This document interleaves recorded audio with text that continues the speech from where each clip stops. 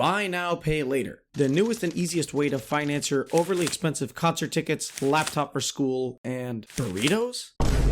The hot new financial wizardry on the block, buy now, pay later, lets people buy things on credit now and then pay for them in installments. By appealing to our innate desire for instant gratification and consumption, BNPLs have convinced more than half of Gen Z shoppers to use it, with it being more popular last holiday season than credit cards. But what exactly is going on here? Buy now, pay later is essentially a short-term installment plan. Typically, it'll break your purchase into 4 payments or less with 0% interest if paid on time. For example, you can buy this amazing 7.5 foot tall metal Sasquatch statue for 25% of the price now and then 3 more equal payments every 2 weeks. There is literally no end to the random garbage that you can finance through BNPLs. They don't even check your credit, so there's no way to ensure that you're creditworthy, and since they do it on the spot, you really are able to buy now. BNPL companies like Affirm, Afterpay, and Klarna make money by charging the merchants a cut of the sale for offering the buy now, pay later service. This model has allowed them to charge 0% interest and still make a lot of money, which is why they've grown so quickly this past decade. In fact, surveys show that over 40% of Gen Z have used BNPL, and many prefer it over credit cards, even though most of them don't know that it doesn't improve your credit score. What?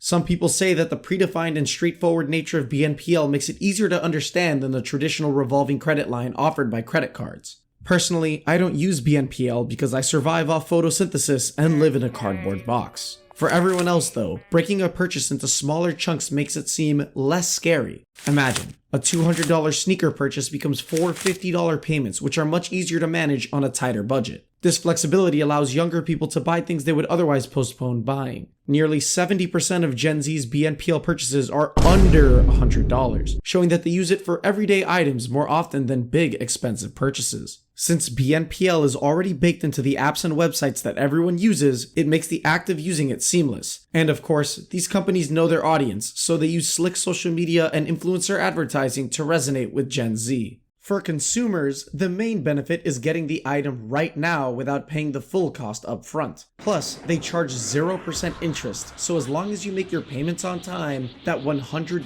Goku figurine is still $100. Unlike credit cards, BNPL doesn't require a high credit score, meaning that people who wouldn't qualify for other types of loans can still access credit. The fixed installment schedule can also help with budgeting. You know exactly when and how much will be deducted each period. This supposedly makes budgeting easier since you can align your payments with your paycheck schedule. For larger necessary purchases, like new tires for your car, BNPL can be a friendlier option than high-interest payday loans or maxing out a credit card. Some retailers even offer rewards or promotions for paying using a BNPL. And for the finance hardos out there, one of the advantages is that since you're pushing back the payment terms for your items, you can use the remaining money to earn some form of return, like keeping your average bank balance higher to earn a little bit more interest at the end of the month. For the non-finance hardos, I've released a new product. Like now, subscribe later. No credit check required. The issue is that BNPLs provide a clear path to financial destruction. The smaller installments mask the true cost, tempting people to buy more than they normally would. About 24% of users admit that they've overspent because of these plans. The irony is, of course, that a tool pitched as a budgeting help can encourage unbudgeted splurges that you can't necessarily afford. It's easy to lose track of your BNPL plans across different apps. In 2022, 2/3 of BNPL borrowers had multiple loans simultaneously, and 1/3 had loans with multiple providers. For someone with, say, 4 different pay later plans active, the staggered due dates can become a pain in the ass. While the BNPL plan is interest-free, they're ruthless if you miss a payment. Most providers charge a big late fee, and if you repeatedly mess up, you can get sent to debt collectors, which damages your credit. Since BNPLs are a relatively new financial invention, they aren't as regulated as traditional means of securing credit. This means that people using them get way less protections than they would using something like a credit card. And since you're dealing with a middleman lender between you and the store, things get more complicated when it goes wrong, like returning an item that you paid for using a BNPL plan. You'll keep getting charged the installments while you're trying to secure the refund. Only recently are regulators acknowledging that a loan by any other name is still a loan. Small BNPL loans can quietly snowball into big trouble. Since BNPL borrowers tend to already have higher credit card balances than average, BNPLs can act as a new layer of debt on top of existing obligations. If you lose your job or unexpected bills hit, those easy installments can quickly become unmanageable. But what the hell does this financial magic look like for the everyday person? Well, this year, DoorDash partnered with Klarna to offer BNPL at checkout. You can literally finance your late night checkout and pay for that Kung Pao chicken in 4 easy payments of $5.99. Even Chipotle fans can get in on the action. Services like Zip and Sezzle list Chipotle as a supported merchant. The idea of splitting a burrito or burger into installments started as a tongue-in-cheek joke, but it's now the world we live in. Like, if you're financing your burrito, maybe you should reconsider your life decisions. And while not an official Chipotle partnership, this shows just how far BNPL has permeated, not just into retail goods and big purchases, but even everyday stuff like food, proving that this trend really has blown into the mainstream. Amazon partnered with Affirm so that US customers can split purchases over $50 into monthly payments at checkout. The convenience is huge, but it also adds one more way to fill up your cart beyond your immediate budget. BNPL options are now ubiquitous across US retail. Even services like Ticketmaster and airlines let you pay over time for concerts or trips. This wide adoption is driven by retailers who have found that offering BNPL can help boost sales by making prices look more palatable per installment. For consumers, it means the temptation to BNPL is at every turn. Even my credit cards are allowing me to split random transactions into 4-part payment plans. With BNPL everywhere, from shopping apps to takeout orders, it's clearly started to get out of hand. But how did these businesses grow so large so quickly?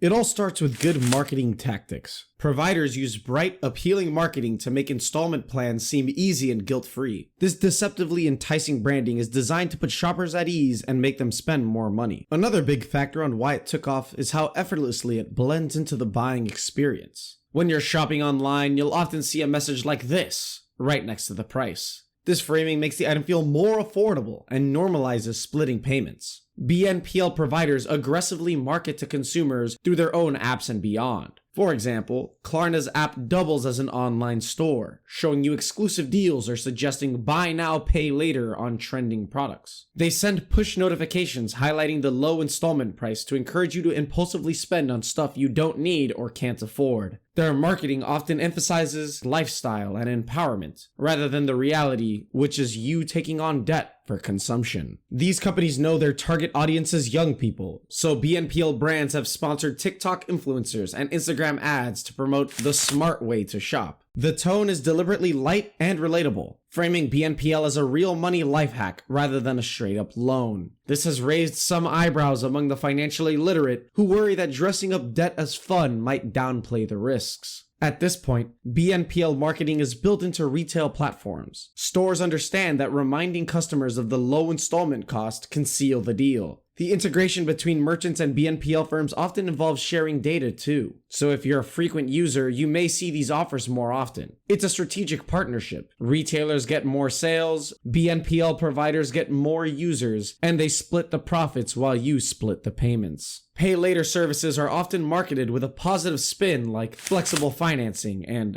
budgeting tool. This framing attempts to distinguish BNPL from traditional credit in consumers' minds. By highlighting the 0% interest, transparency of terms, and control over payments, the marketing tries to position BNPL as a consumer-friendly innovation in finance. Of course, this gloss can be misleading if people don't read the fine print about fees or the consequences of missed payments. The companies behind BNPL have seen explosive growth, but not without challenges. Many have struggled to turn a profit, and some valuations crashed after the initial hype died down. For example, Zip, one of the major BNPL players in Australia, disclosed big losses in 2022, and its shares plunged about 96% from their peak. Klarna, once worth $46 billion, had to cut its valuation by 85% amid losses and layoffs in 2022. Affirm, the US BNPL, saw its stock soar and then plummet as investors grew wary of mounting loan defaults and rising interest rates, which, by the way, have made funding those free loans more expensive. This financial roller coaster has led some analysts to question if the BNPL business model is sustainable long term, or if easy credit for consumers comes at the expense of these companies being profitable. The BNPL gold rush attracted big players like Apple, PayPal, and even credit card companies, letting you break down your credit card purchases into installments. This influx of competitors shows BNPL is more than a fad. It's now a standard feature in the payment space. But it also means more competition, which squeezed standalone BNPL firms. The biggest development, though, has come in the form of the regulatory response. In the US, the Consumer Financial Protection Bureau started running investigations and creating consumer guidelines for BNPLs. In 2024, they declared that BNPL lenders must adhere to many of the same protections as credit cards, like clear loan terms, investigating billing disputes, and ensuring borrowers have certain rights. States have also begun examining whether BNPL should fall under lending laws. But the bottom line is, the time of light regulation is ending, and BNPL firms will have to play by stricter rules.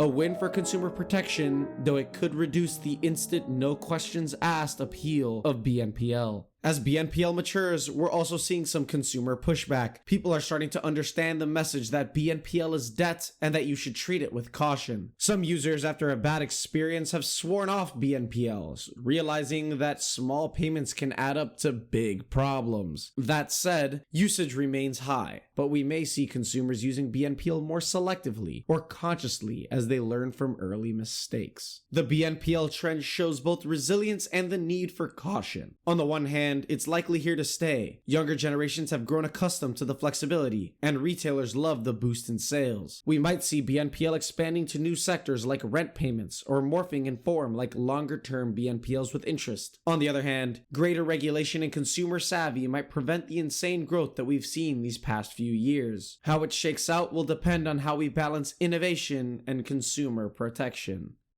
BNPL has transformed shopping by giving young consumers a new kind of financial power, the ability to time shift payments at will. It's easy to see why it's popular. When used responsibly, it can be a handy tool to manage cash flow or avoid credit card debt. The convenience and lack of upfront cost feel tailor-made for the digital generations that expect fast, user-friendly solutions. But remember, there's no magic. Buy now, pay later is still pay later. The bill always comes due. Splitting payments doesn't automatically make something cheaper, it just delays when the money leaves your account. If an item doesn't fit your budget today, 4 small payments might strain your budget next month. The phrases floating around like broke now, pay later, or buy now, panic later exist for a reason. They remind us that overspending is a real risk if you treat BNPL as free money. While it offers flexibility, it also blurs the line between spending and debt in a way that can be sneaky. The critique isn't that BNPL is evil, but that it needs to be approached with open eyes. It's a loan in disguise. You wouldn't take out a loan for takeout dinner normally, but BNPL makes it so casual you might do it without batting an eye. For young people using these services, a bit of skepticism and self-control goes a long way. Quick tip for my viewers: if you decide to use BNPL, do it wisely. Limit the number of purchases you have going on at once. Opt into payment reminders. Read the fine print on late fees. Try to reserve BNPL for necessary or planned purchases rather than impulsive wants. And if you ever find yourself stacking multiple BNPL payments and losing track, that's a red flag to dial it back. Ultimately, the best strategy is to make BNPL work for you, not against you, as a tool of convenience, not a crutch for overspending. BNPL is a sign of the times, a blend of fintech innovation and consumer demand that's changing how we pay. It can be fun, it can be useful, and it can be dangerous all at once. Whether you're a fan or not of pay later plans, staying informed is key. After all, the more you know about your money options, the better you can swipe, tap, or click, and maybe, just maybe, pay now for that fucking burrito.